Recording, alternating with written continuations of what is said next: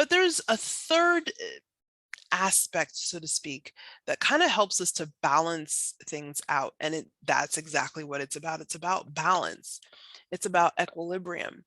And interestingly enough, it really is the merging of differentiation and integration. It's the uniqueness of the individual still recognizing its place in the larger whole, and honoring that place and all other differentiated individuals in that whole larger whole. And so equilibrium or balance is really about inner and outer flow. So it's the individual and it's the group, the whole, and it's understanding how to flow between those two states of differentiation and integration. And it's a process. It's really, if revolution is a style or differentiation is a style and oneness or integration is an environment, then equilibrium, balance is the process. It's always happening. And that's why I use the word equilibrium instead of balance, because balance feels a lot more static.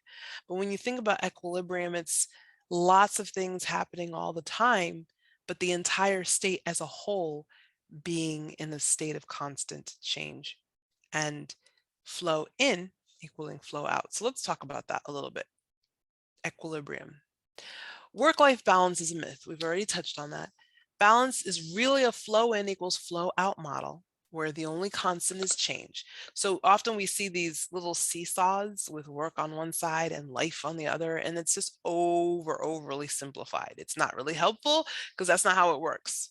Work is a part of life and everything's always changing and moving and interacting with each other. And the only thing that we can count on to be constant is change. There's never a time when there is no change.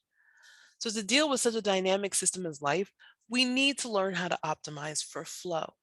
Um, I talk a lot about flow in all of my work, but what I will say here is that flow is really when, for an individual human being, it's when your mind, body, and soul are all moving in the same direction.